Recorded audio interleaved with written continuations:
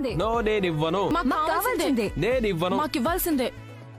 లేదు మాకు కావాల్సిందే. రేయ్ ఏంట్రా గోలా, బయటకు రండి. చూడు అన్నయ్యతో చెప్తాను. హే,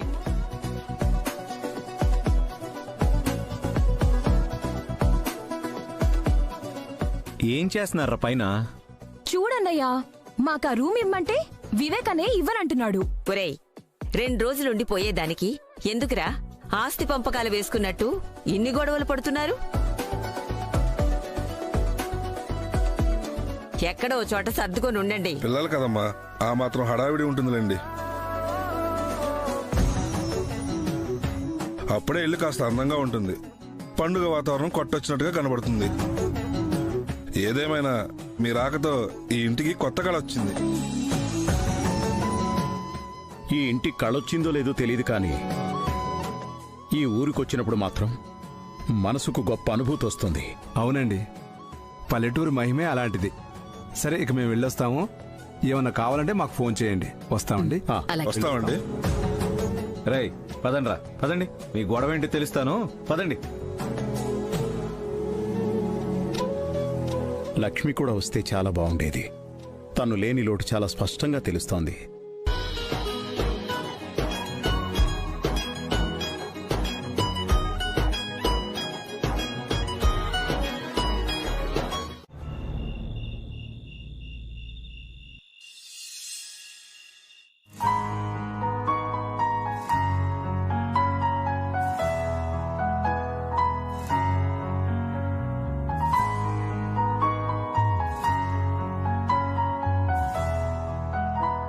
మన కుటుంబం అంతా సంతోషంగా జరుపుకునే ఆ పండుగలో లక్ష్మి రావడం నాకిష్టం లేదు. లక్ష్మి చెప్పగానే వినే రకమూ కాదు, చెప్పింది చేసే రకమూ కాదు. అన్నీ తెలిసి తీసుకువెళితే అనవసరమైన ఇబ్బందుల్లో పడేది మనమే. లక్ష్మి అక్కడికి రావడానికి వీల్లేదు.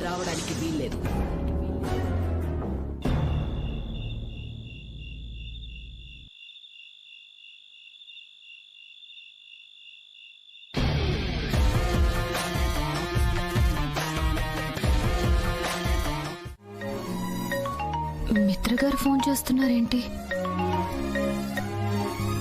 హలో. హాయ్ లక్ష్మి. చెప్పండి మిత్రగారు. మన ఇంట్లోనే ఉన్నావా లేకపోతే మీ పిన్ని వాళ్ళ ఇంటికి వెళ్ళావా? మన ఇంట్లోనే ఉన్నాను. ఒంటరిగా ఉన్నావు కదా, తలుపులు కిటికీలు అన్నీ క్లోజ్ చేసుకుని పడుకో. అన్నీ క్లోజ్ చేసేసాను, ఇంకా మెయిన్ డోర్ క్లోజ్ చేయలేదు. లక్ష్మి అసలే ఒంటరిగా ఉన్నావు, అంత అజాగ్రత్తగా ఉంటే ఎలా? అసలే రోజులు బాగోలేదు. వెళ్ళి ఆ డోర్ కూడా క్లోజ్ చేసి పడుకో. అలాగే మిత్రగారు. ఇంతకీ తిన్నావా?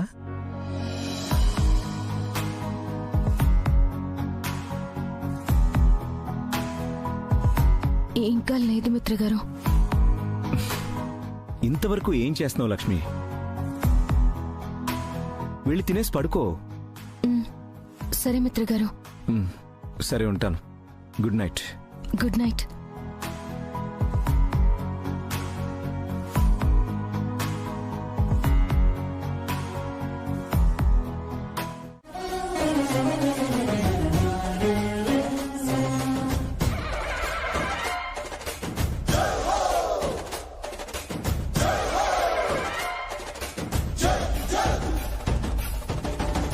మనీషా, ఇదే ఆ వజ్ర ఖడ్గం.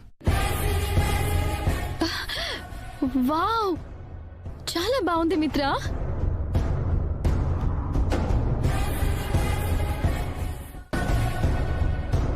అవును మనీషా, ఇది మా కుటుంబంలో తరతరాల నుంచి వస్తుంది.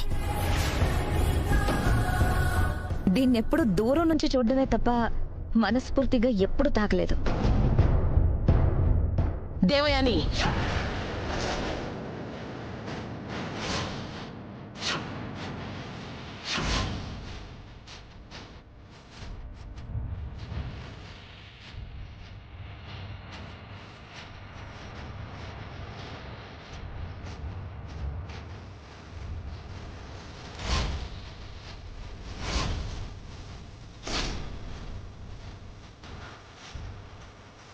టైంకి రావాలని దేవయాని ఆదేశించింది మనీషా. రాకుండా ఉంటామా? ఏం దేవయాని, అంతే కదా? అవును జగదీశ్వరి, ఇలాంటి కార్యక్రమాల్లో అంతా ముందుండి నడిపించాలి. బాగా చెప్పావు దేవయాని. దేవయాని, ఏంటలా ఉన్నావు? పండగ వాతావరణం ఇంట్లో కనిపిస్తుంది కానీ నీ మొహంలో కనిపించట్లేదేంటి? అబ్బే అదేం లేదు జగదీశ్వరి, కొత్త ప్లేస్ కదా, రాత్రంతా సరిగ్గా నిద్ర పట్టలేదు, అందుకే ఫేస్ కాస్త డల్ అయింది. నువ్వు వచ్చావు కదా, ఇక నా ఫేస్ బ్రైట్ అయిపోతుందిలే. ఇంటికి అన్నయ్య గారు రాలేదా? లేదు దేవయాని, నీకు తెలుసు కదా, ఈ బిజినెస్ చేసేవాళ్ళు ఎప్పుడు బిజీగా ఉంటారో ఎప్పుడు తీరికగా ఉంటారో తెలిసి చావదు. ఏదో బిజినెస్ పని మీద వేరే ఊరెళ్లారు. అందుకే ఈసారి నాతో పాటు నా కూతుర్ని కూడా తీసుకొచ్చాను. నమస్కారం అండి. నమస్తే. ఇక నుంచి నా కూతురనే కన్నా మీ కోడలంటే బాగుంటుందనుకుంటా.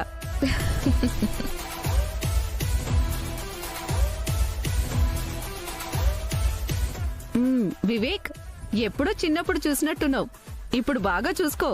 ఇవే పెళ్లి చూపులనుకో. ఇదే నీకు కాబోయే భార్య, పేరు శైలజ.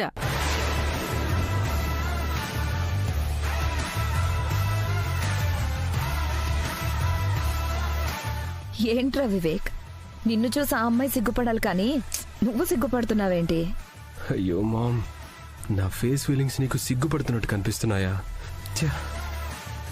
సరే, టెంపుల్ కి వెళ్ళడానికి లేట్ అవుతుంది, వెళ్తూ మాట్లాడుకుందాం పదండి. సరే పద. హన్సిక, ఈ తాతగారేంటి హన్సిక తిరగాసుగా మాట్లాడుతున్నారు? ఏమైంది మనీషా? విడాకులు తీసుకుని త్వరగా విడిపోయే వాళ్ళని పట్టుకుని నిండు నూరేళ్లు ఉండాలని కోరుకుంటున్నారేంటి? అయ్యో మనీషా, అన్నయ్య లక్ష్మి విడాకులు తీసుకోబోతున్నారన్న విషయం తాతయ్య గారికి తెలీదు. ఎందుకని? ఆయనకి తెలిస్తే మ్యాటర్ వేరేలా ఉంటుంది. మొత్తం కుటుంబానికి క్లాస్ పీకుతారు. అందుకే ఆ విషయం ఆయనకి తెలియకుండా జాగ్రత్త పడుతున్నారు. ఈ అఖండ దీపం ఎంతో పవిత్రమైంది, ఎంతో శక్తివంతమైంది. విజయదశమి వరకు ఈ అఖండ దీపం వెలుగుతూనే ఉండాలి. ఎట్టి పరిస్థితుల్లోనూ కొండెక్కకూడదు.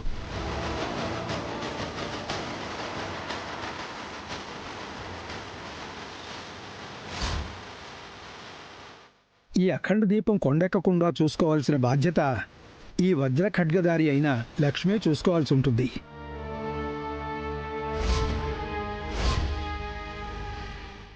అఖండ దీపం విజయదశమి వరకు అఖండంగా వెలగడానికి కావలసిన జాగ్రత్తలు తీసుకోండమ్మా. ఖచ్చితంగా పంతులు గారు. కానీ ఒక్క మాట మాత్రం నిజం, అఖండ దీపం మధ్యలో కొండెక్కితే అది అశుభం.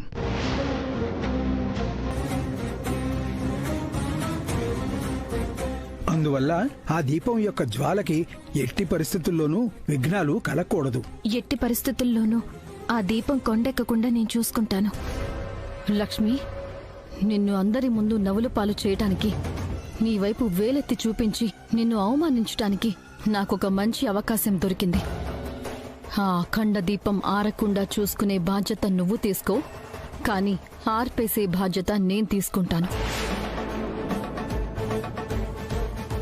సహస్రశీర్షా పురుష సహస్రాక్ష సహస్రపాత్ స భూమిం విసుతో వృత్వాత్యదిష్టదశాంగుళం పురుష ఏవేదకం సర్వం యద్భూతం యచ్చలవ్యం ఉతామృతత్వస్య నయదన్నేనాతిరోహతి ఏతావానస్య మహిమాతో ధ్యాయాక్ష పురుషః పాదోస్య విశ్వా. లక్ష్మి ఉంటే బాగుంటుందని అనుకున్నా. ఆ అమ్మవారి నా కోరిక విన్నట్టున్నారు. లక్ష్మి చేతుల మీదుగానే పూజ జరగాలని అమ్మవారు కూడా సంకల్పించుకున్నట్టున్నారు.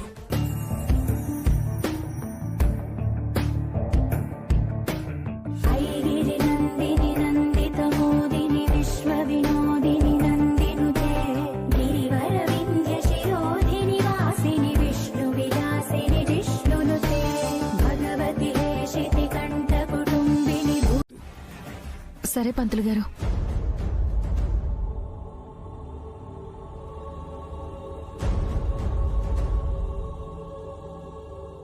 సంచన, దిస్ ఇస్ టూ మచ్. పెళ్లి చేసుకోబోయేవాడితో ఇలాగైనా ప్రవర్తిస్తారా? తాళి కట్టేవాడిని ఇంత దారుణంగా వెలివేస్తారా?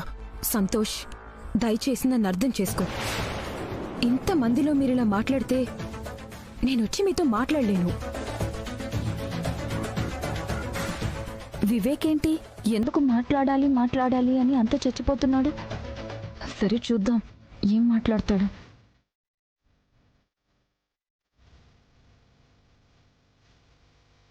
అమ్మయ్యా, జాను ఇప్పటికైనా మాట్లాడడానికి ఒప్పుకుంది. వివేక్కి నాతో అంత పర్సనల్గా మాట్లాడేది ఏముంటాయి?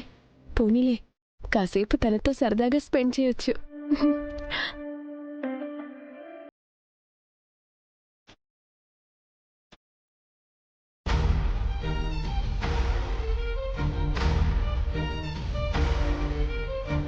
అమ్మా, మిత్రగారికి ప్రమాదం వస్తుందని మాత్రమే నాకు తెలుసు. కానీ దాన్ని ఏ విధంగా నేను ఎదుర్కోవాలో నాకు తెలీదు. ఎప్పుడు ఏ ఆపద ముంచుకొస్తుందో కూడా నాకు తెలీదు. దయచేసి నాకు దారి చూపించు. మిత్రగారిని కాపాడుకునే అవకాశాన్ని నాకు కల్పించమ్మా.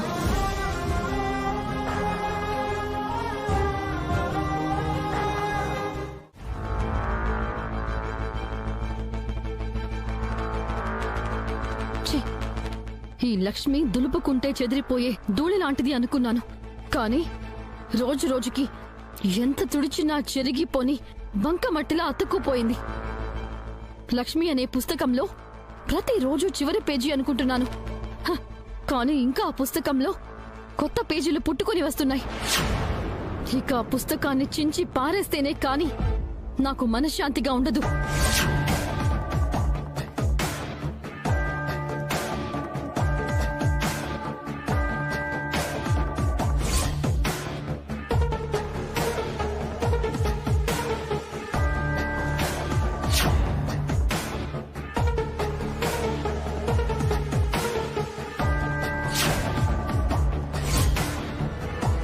ఈ అఖండ దీపం ఎంతో పవిత్రమైంది, ఎంతో శక్తివంతమైంది.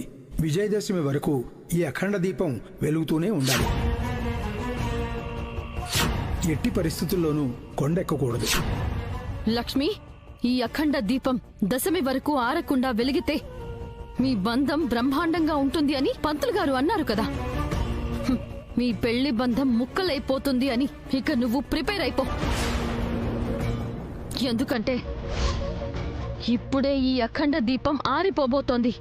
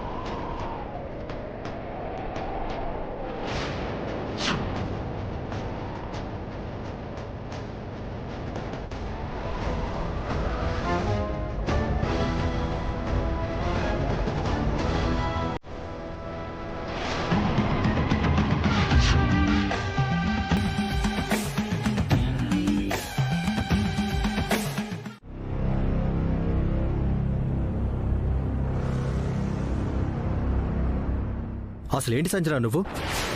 ఎప్పుడు చూసినా ఒక మూల కూర్చుంటావు, లేకపోతే ఒక మనిషి చేయి పట్టుకుని తిరుగుతూ ఉంటావు. నీకంటూ ఒక ఇండివిడ్యువాలిటీ ఉండదా? నీకు ఎప్పుడు ఎవరో ఒకరు తోడు ఉండాలా?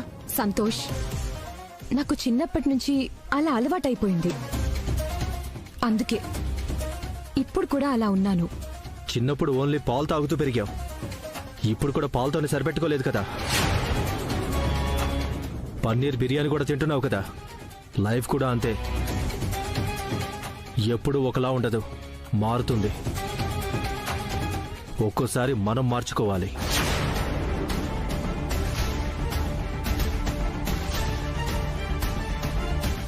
టెంపుల్ ఎలా ఉంది జగదీశ్వరి? చాలా బాగుంది దివ్యాని. భక్తులు కూడా బానే వస్తున్నారు. జగదీశ్వరి, వాళ్ళని చూసావా? అప్పుడే పరిచయాలు స్నేహాలుగా మారిపోతున్నాయి. త్వరలో ఆ స్నేహాలు ప్రేమలుగా పెళ్లిగా కూడా మారిపోతాయి. ఇదంతా బానే ఉంది కానీ సంజన వే ఆఫ్ స్టైల్ మా వాడికి తగినట్టు మారితే బాగుంటుంది. అప్పుడే వాడికి నచ్చుతుంది. నువ్వేం కంగారు పడకు జగదీశ్వరి. త్వరలోనే సంజన సంతోష్కి తగ్గట్టుగా మారిపోతుందిలే. సంజన, ఎందుకు చెప్తున్నానో అర్థం చేసుకో. నిన్ను నువ్వు మార్చుకోవడానికి ప్రయత్నించావు. దేవయాని, ఒక్క నిమిషం.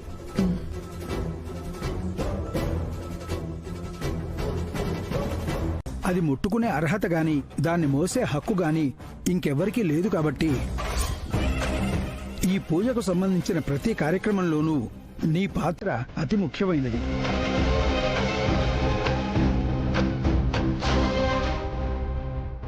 ప్రతి పూజ నీ చేతుల మీదుగానే జరగాలి. ఎలాంటి అవాంతరాలు వచ్చినా నువ్వే ఈ పూజని సంపూర్ణం చెయ్యాలి. అలాగే పంతులు గారు, ఖచ్చితంగా. ఇది చెప్పడానికి ఎంత సులువో చెయ్యడానికి అంత కష్టం లక్ష్మి. అందుకనే నీకంత ప్రత్యేకంగా చెప్తున్నాను. ఎందుకు పంతులు గారు? పూజ సంపూర్ణం అయ్యేలోపు ఈ ఖడ్గానికి ఏమైనా అయినా లేక అమృత ఘడియల్లో పూజ పూర్తి చేయలేకపోయినా మీ కుటుంబానికే అరిష్టం.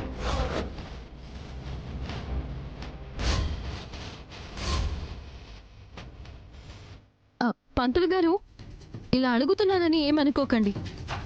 పూజ సంపూర్ణం కాకపోయినంత మాత్రాన ఏమైనా అరిష్టమవుతుందా? అందరికీ అలా అవదమ్మా. ఈ వజ్రఖడ్గం ఎవరి కుటుంబంలో ఉంటుందో వాళ్లకి మాత్రమే అలా జరుగుతుంది. రాజుకి సంపదలు ఉంటాయి, అంతకు మించిన ప్రమాదాలు ఉంటాయి.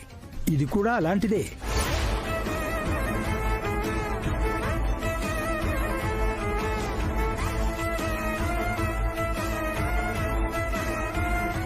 ప్రతి ఏడాది అరవింద్ గారి చేతుల మీదుగా ఈ పూజ జరిగేది. ఎప్పుడూ ఎలాంటి అపచారం జరగలేదు. ఎన్నో ఏళ్ల తర్వాత ఈ వజ్ర ఖడ్గం బాధ్యతలు మీ చేతుల్లోకి వచ్చాయి. అందుకే పంతులు గారు అంత స్పష్టంగా చెప్తున్నారు. అమ్మా లక్ష్మి, అర్థమైంది కదా? పూజలో ఎలాంటి లోపం జరగకూడదు. పూజకి ఎలాంటి అవాంతరము కూడా రాకూడదు. అందుకే ప్రతి పనిని శ్రద్ధతో నిష్ఠతో జరిపించాలమ్మా. ఆ బరువు బాధ్యతల్ని నీ భుజాల మీదే వేసుకోవాలమ్మా. ఆ విషయంలో మీరేం దిగులు పడాల్సిన అవసరం లేదు పంతులు గారు. లక్ష్మి ఒక పని తలపెట్టిందంటే అది సంపూర్ణమయ్యేంత వరకు తన కంటి మీద కురుకు రానివ్వదు.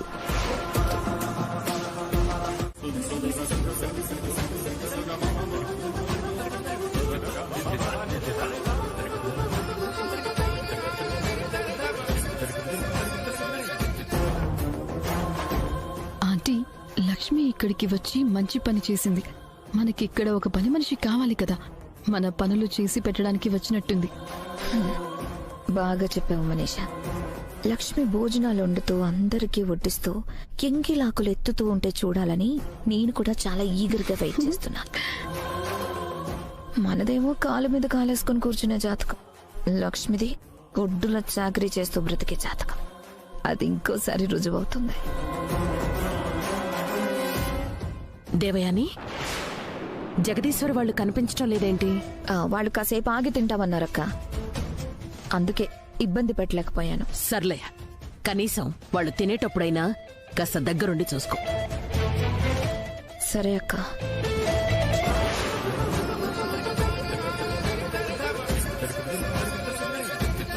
అమ్మా లక్ష్మి, కాస్త పప్పు వేయమ్మా.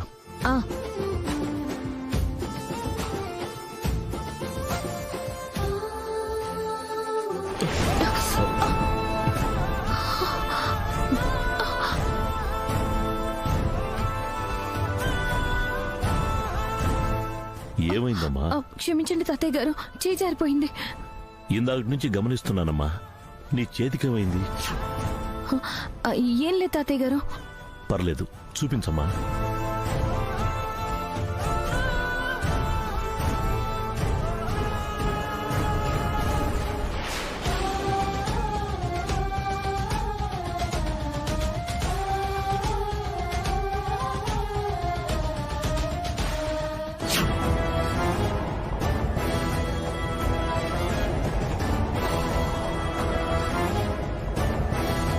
చేతికంత గాయమైంది, ఏమైందమ్మా? ఇందాక అఖండ దీపం దగ్గర అనుకోకుండా కాలింది తాతయ్య గారు. చేయి కాలితే సైలెంట్గా ఉంటాయండి లక్ష్మి, ఒక్క మాటైనా చెప్పవా? వాడు నిన్ను ఎంత బాగా చూసుకుంటున్నాడో నాకు తెలియదు గాని ఏ భార్య తన భర్త గురించి చెప్పలేనంత గొప్పగా చెప్పావు.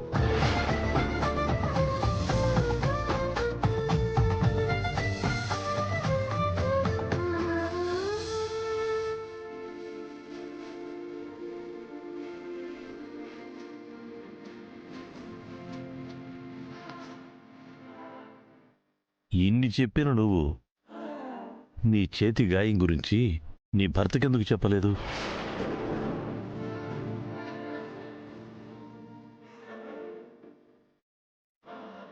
చెప్పడం ఇష్టం లేదా, లేక చెప్పిన వాడు పట్టించుకోడా? అదేం లేదు తాతయ్య గారు, నాకేమైనా అయితే ఆయన తట్టుకోలేరు. ఈ గాయం చూపించి ఆయన మనసుకి గాయం చేయడం ఇష్టం లేకే నేను చెప్పలేదు.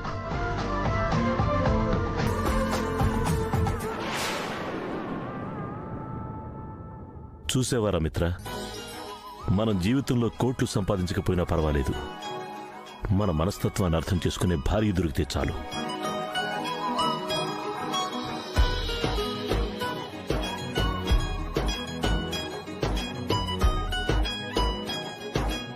మనం బాధపడతామని తన బాధలన్నీ తన గుండెల్లో దాచుకునే ఇలాంటి భార్య దొరికితే చాలరా. నీకంత గొప్ప భార్య దొరికిందిరా, నువ్వు చాలా అదృష్టవంతుడివి.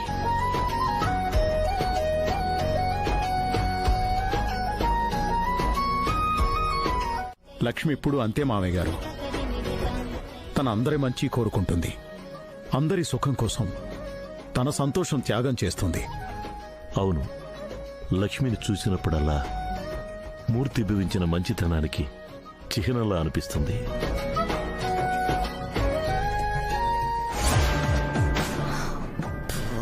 ఈయన ఓవర్ యాక్షన్ చూడలేక చేస్తున్నాను. లక్ష్మి లక్ష్మి లక్ష్మి అంటూ లక్ష్మి దండకం చదువుతున్నాడు.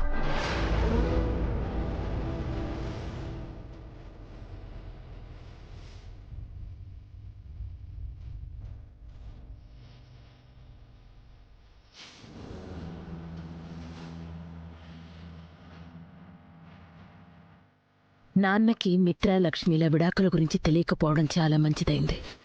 తెలిస్తే ఈ పాటికి ఇల్లు పీకి పందిరేసేవారు. ఈ విడాకులెట్టి పరిస్థితుల్లోనూ తీసుకోకూడదని అందరి నోరు మూయించేవారు.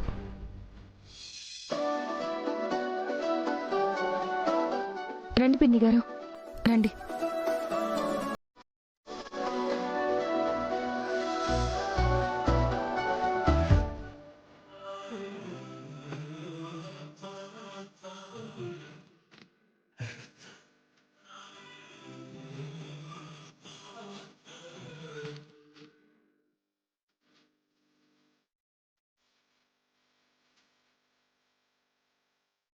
జాను, నువ్వు కూడా కూర్చో.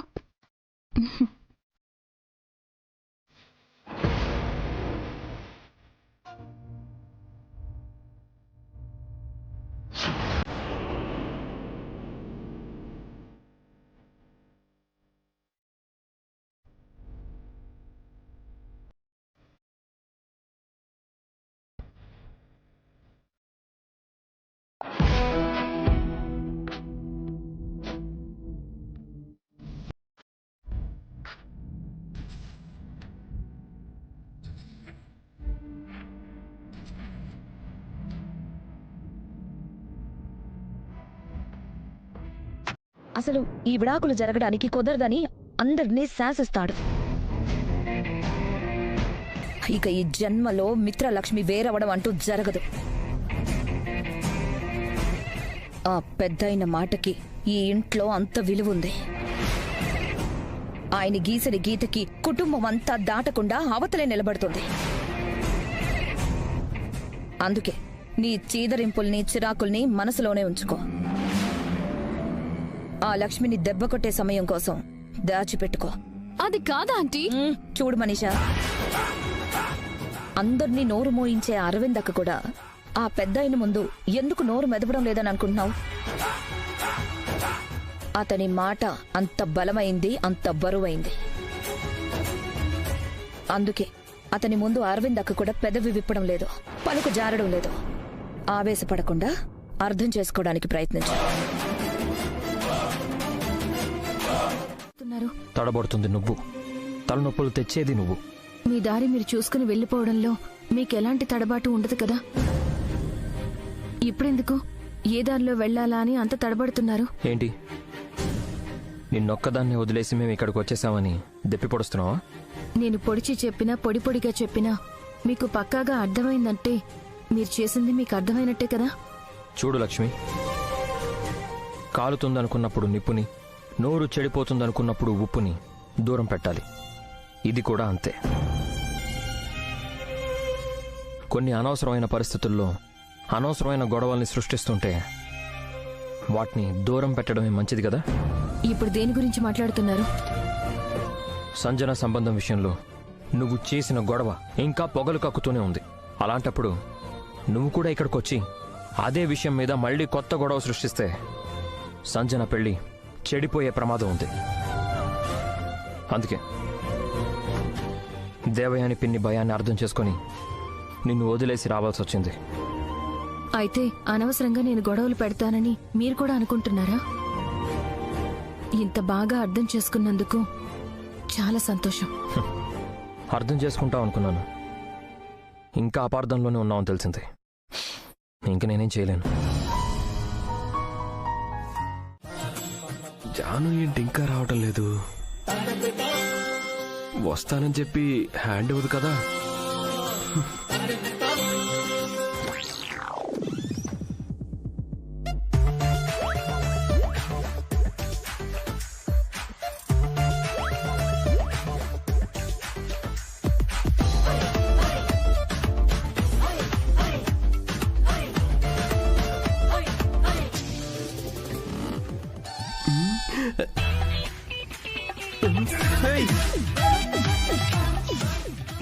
నువ్వేంటి ఇక్కడ?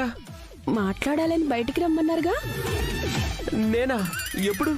కాగితం మీద రాసి మరీ విసిరారు కదా. నేను గురి చూసి విసిరింది జాను కదా. ఈ కాగితం ఈ అమ్మాయి దగ్గరికి ఎలా వెళ్ళింది? ఇంతకీ ఏం మాట్లాడాలని పిలిచారు? అంటే వెదర్ బాగుంది కదా. చాలా బాగుంది. ప్రేమికులకి పెళ్లి చేసుకోబోయే వాళ్ళకి ఇంకా నచ్చుతుంది. పూజ, ఈరోజు పూజ బాగా జరిగింది కదా. నువ్వెక్కడుంటే అక్కడ నాకు బాగుంటుంది. సో పూజ కూడా బాగా జరిగినట్టే. అమ్మో, ఈ అమ్మాయి ఏంటి సూర్యుడు చుట్టూ భూమి తిరిగినట్టు ఏది చెప్పినా ఈ టాపిక్ దగ్గరే తిరుగుతోంది.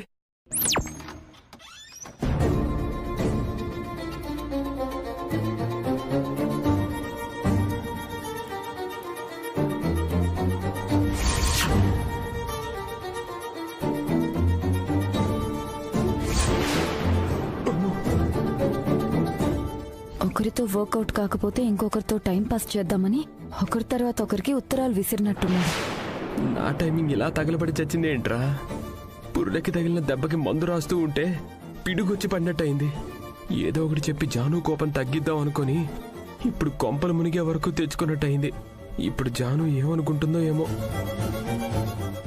నాకు భలే థ్రిల్లింగ్ గా ఉంది తెలుసా. ఎందుకు? పెళ్లికి ముందు ఇలాంటి సరదా సరదా సన్నివేశాలు, చిలిపి వేషాలు ఉంటే పెళ్ళాక చెప్పుకోవడానికి బాగుంటుంది కదా.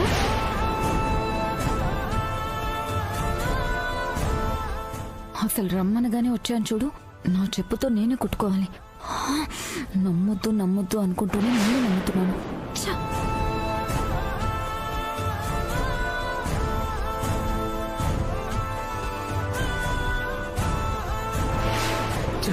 జానుతో మాట్లాడే అవకాశం రాకొచ్చింది. చటుక్కున చేయి జారిపోయింది. ఏంటి వివేక్, మాట్లాడాలని మౌనంగా ఉన్నావు?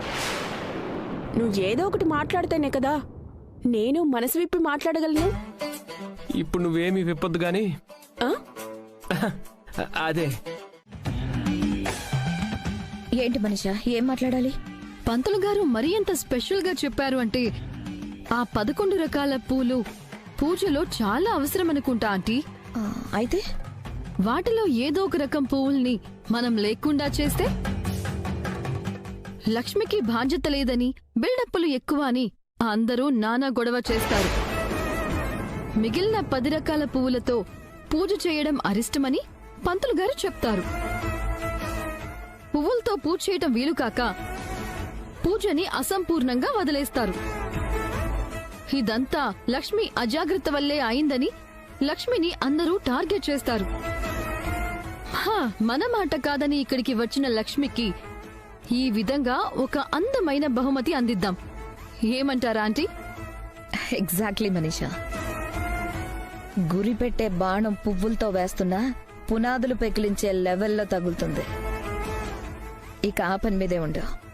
Okay aunty. అమ్మా లక్ష్మి, 11 రకాల ప్రత్యేకమైన పువ్వులతో ఈ పూజ చేయాలని చెప్పాను కదా, ఆ పువ్వులు తీసుకొచ్చావా? తీసుకొచ్చాను పంతులు గారు. ఇలా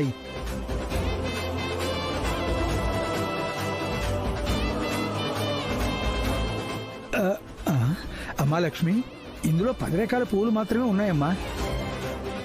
తామర పువ్వులు కనిపించడం లేదు.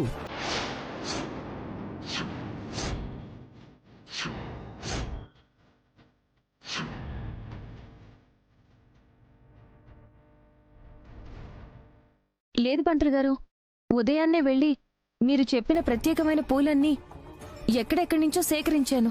కానీ ఇందులో తామర పువ్వులు లేవమ్మా.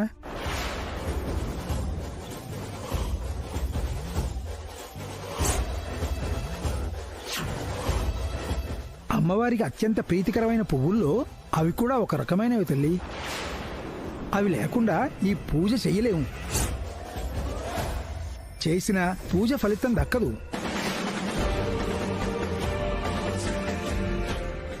బాగుంది. ఏళ్ల తరబడి ఏ లోపమో లేకుండా అరవిందక్క చేసిన పూజా ఫలితం ఈ సంవత్సరం బాస్కెట్ లో పోసిన బత్తాయి రసం అవ్వబోతుందన్నమాట. అంతే కదా ఆంటీ. వజ్రఖడ్గం చేతికొచ్చేసింది, సమస్త అధికారం నాకే వచ్చేసింది అనుకుని విర్రవీగితే ఇలాగే ఉంటుంది.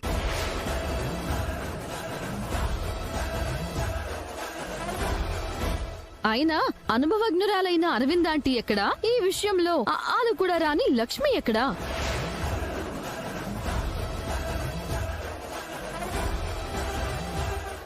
దీంట్లో ఏముంది? మళ్ళీ వీళ్ళు తీసుకొస్తే సరిపోతుంది కదా. దీనికెందుకు ఇంత దీర్ఘాలు తీస్తున్నారు? ఇక్కడ దగ్గరలో మీకు కలువ పూలు దొరకవు. సీతమ్మ కోన సరస్సుకి ఇక్కడికి చాలా దూరం. కలువ పూలు తీసుకురావాలంటే చాలా సమయం పడుతుంది. అదీ కాకుండా వజ్రకటకం ముట్టుకునే అవకాశం లక్ష్మి గారికే ఉంది. కాబట్టి ఆవిడే స్వయంగా వెళ్లి ఆ కలువ పూలు తీసుకురావాలి. అమృత గడియలు చూస్తే సమీపిస్తున్నాయి. ఇప్పుడు బయలుదేరినా తీసుకొచ్చేసరికి అమృత గడియల సమయం దాటిపోతుంది. అప్పుడు పూజ చేసినా అది సంపూర్ణం కాదు, దాని ఫలితం మనకు దక్కదు. సరిపోయింది. ఊబిలో మునిగిపోయేవాడికి ఊతంగా ఒక గడ్డి పూజ కూడా దొరకలేదన్నట్టు ఇప్పుడు ఈ పూజ సంపూర్ణం చేయడానికి ఆవగింజంత అవకాశం కూడా లేదన్నమాట. నువ్వు ఎంత జాగ్రత్తగా ఉండాలి? మరీ ఇంత నిర్లక్ష్యం అయితే ఎలా చెప్పు?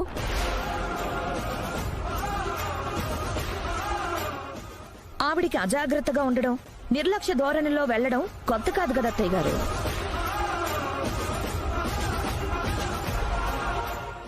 ఇప్పుడు ఆ పువ్వులు ఎవరు తీసుకొస్తారు? ఈ పూజను ఎవరు సంపూర్ణం చేస్తారు? నేనే సంపూర్ణం చేస్తాను.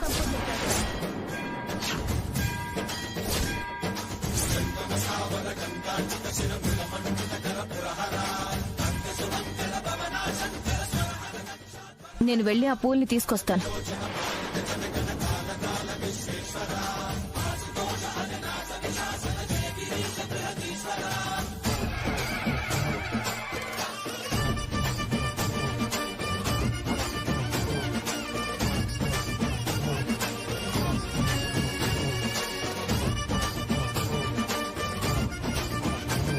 అది అసాధ్యమే. అది అసాధ్యమైనా సరే సుసాధ్యం చేస్తాను. అది ఎంత దూరం ఉన్నా సరే వెళ్లి అమృత గడియల సమయానికి ఆ పూలు తీసుకొస్తాను.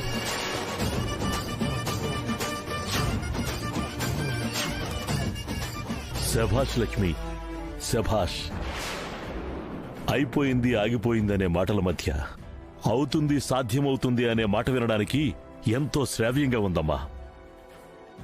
ఒరిగిపోయే సూర్యుడు కూడా మళ్లీ తూర్పును ఉదయిస్తాడు. వాడిపోయిన చిగురు కొమ్ము కూడా మళ్లీ కొత్త పువ్వులతో వికసిస్తుంది. అలాగే నీ మీదున్న బాధ్యత నీకు కొత్త బలాన్నిస్తుంది. సంకల్పించుకుని అడుగు ముందుకు వేస్తే సాధించగల సత్తా వస్తుంది. బయలుదేరు లక్ష్మి. అత్తయ్య గారు, నందన్ వంశానికి ఎలాంటి అపచారమూ అంటనివ్వను. ఈ పూజా ఫలం నందన్ వంశానికి దక్కకుండా పోనివ్వను. ఇప్పుడే బయలుదేరుతాను. ఆగు లక్ష్మి. మిత్ర, లక్ష్మికి తోడుగా వెళ్ళరా.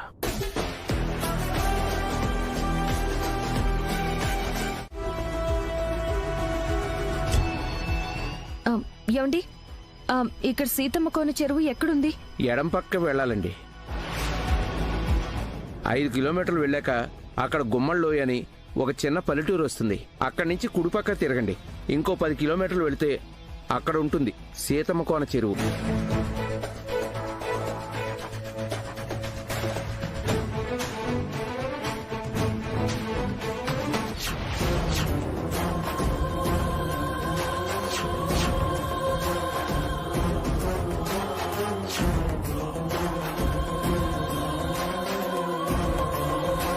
మావయ్య గారేంటి ఇక్కడున్నారు?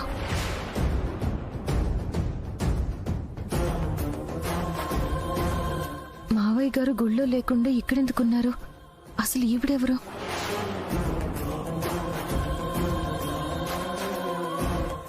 చాలా థ్యాంక్స్ అండి. మిత్ర గారు, ఎటు వెళ్ళాలో తెలిసింది కదా, వెళ్దాం పదండి.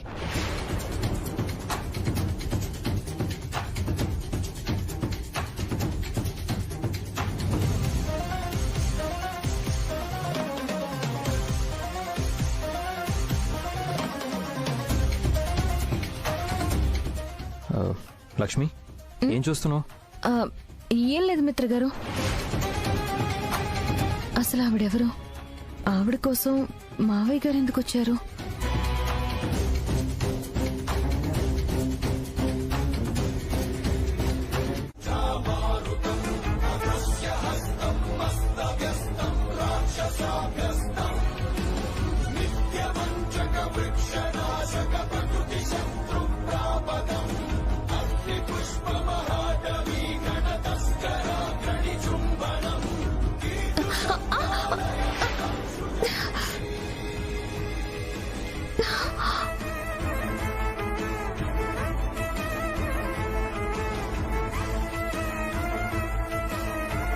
లక్ష్మి, చెయ్యి.